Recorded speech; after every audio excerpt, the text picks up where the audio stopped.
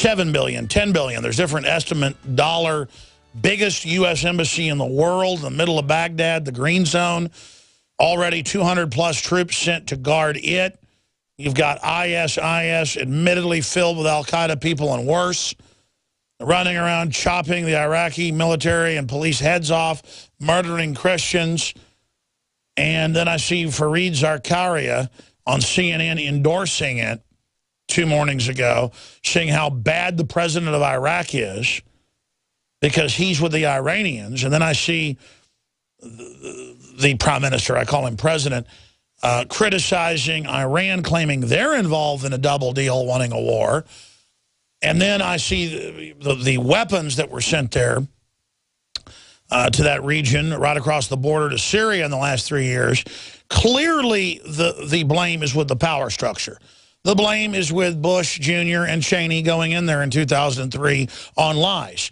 But it continues with the same warmongering system that they've, through proxies, taken down Libya, trying to take down Syria, and are now acting like they have no idea what's going on with ISIS.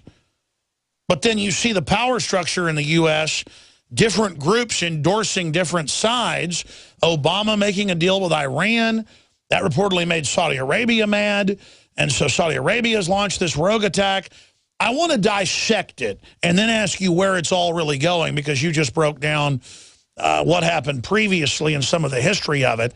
Peter Van Buren, WeMeantWell.com, State Department 24-year veteran who blew the whistle. He's got his new book, Ghost of Tom Joad, who we will do an interview with him in the near future, I promise, on that book specifically. We'll talk about that some today as well, but that's on another subject. But continuing here, Peter, you've got the floor.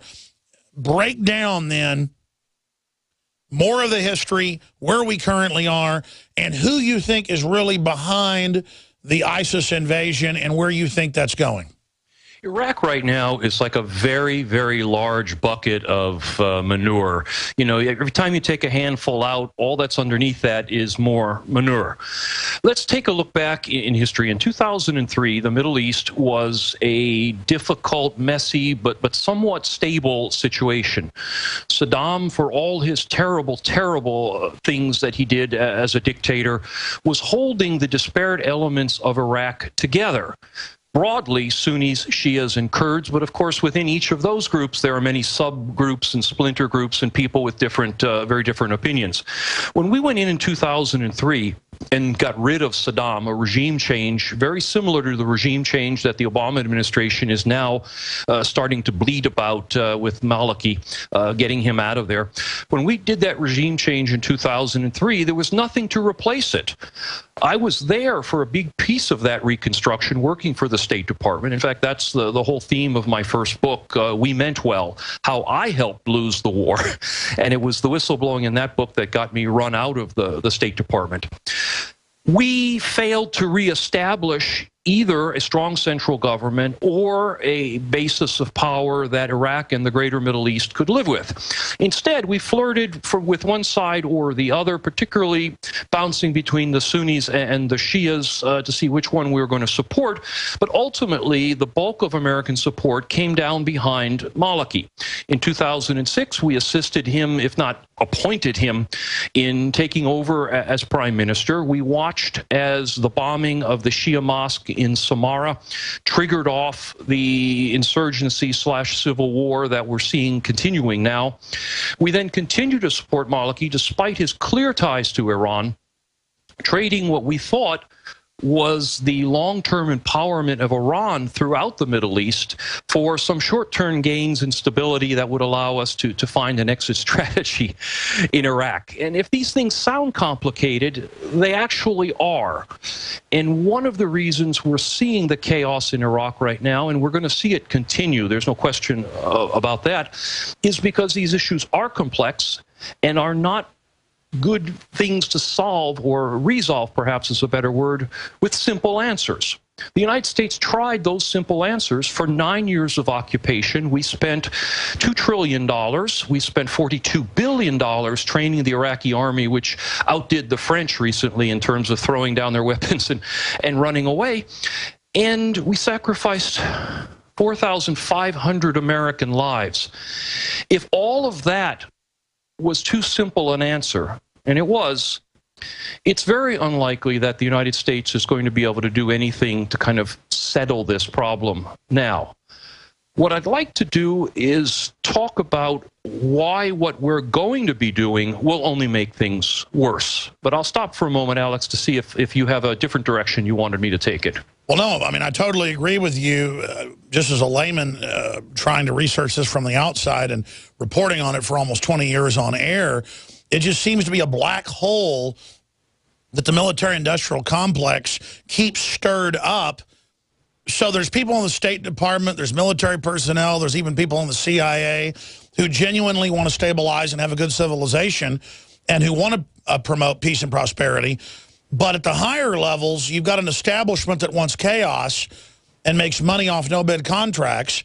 And it looks to me like they know that blowing up the Golden Mosque, as Ray McGovern here said, was really a false flag to get a civil war going. We caught, in 2006, British Special Forces dressed up like Wahhabists running around killing Shiites to get it going. So at one level, it is mismanagement and funding all sides.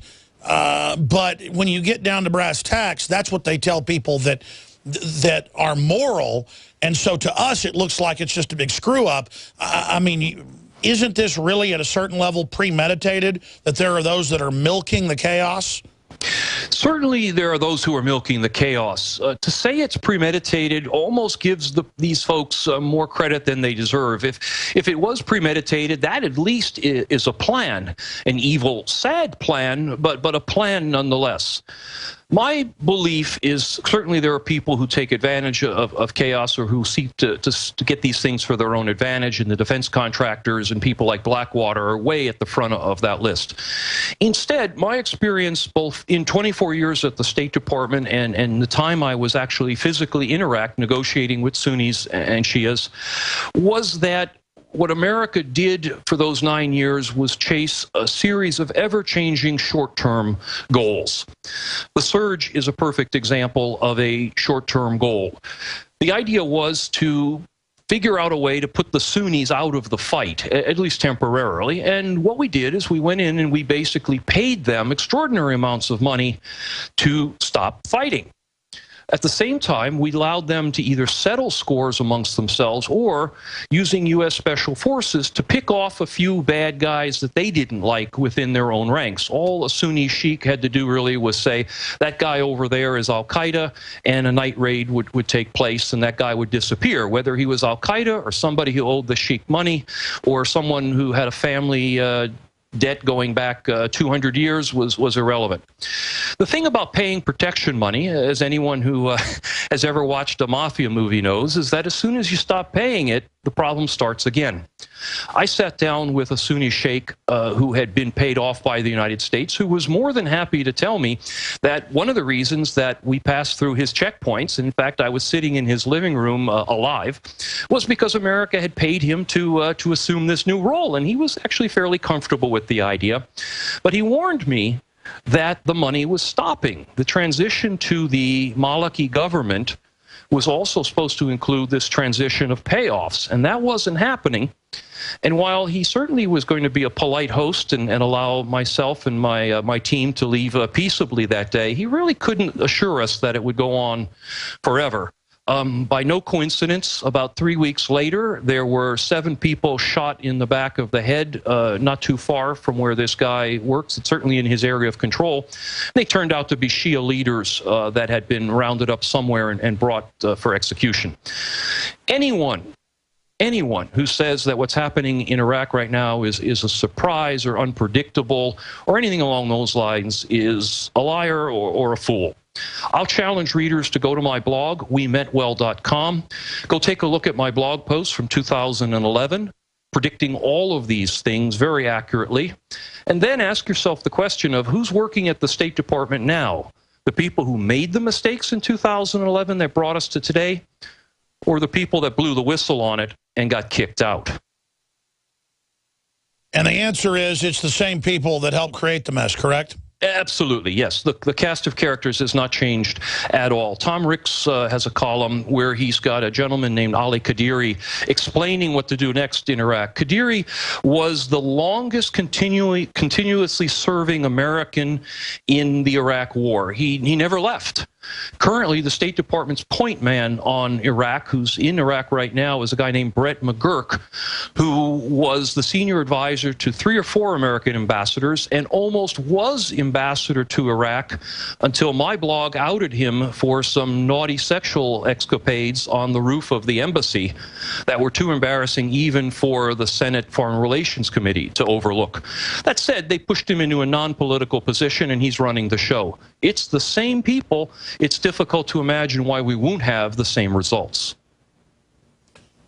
Expanding on that, how do you assess the ISIS folks, and where do you see this going from your expert perspective and life history? What does your gut tell you is going to happen in Iraq now? And what do you think Obama is going to, in the long term, because he's going to announce a bunch of special forces today, obviously, but do you see this escalating into Iraq #3? A couple of good questions there. We'll start with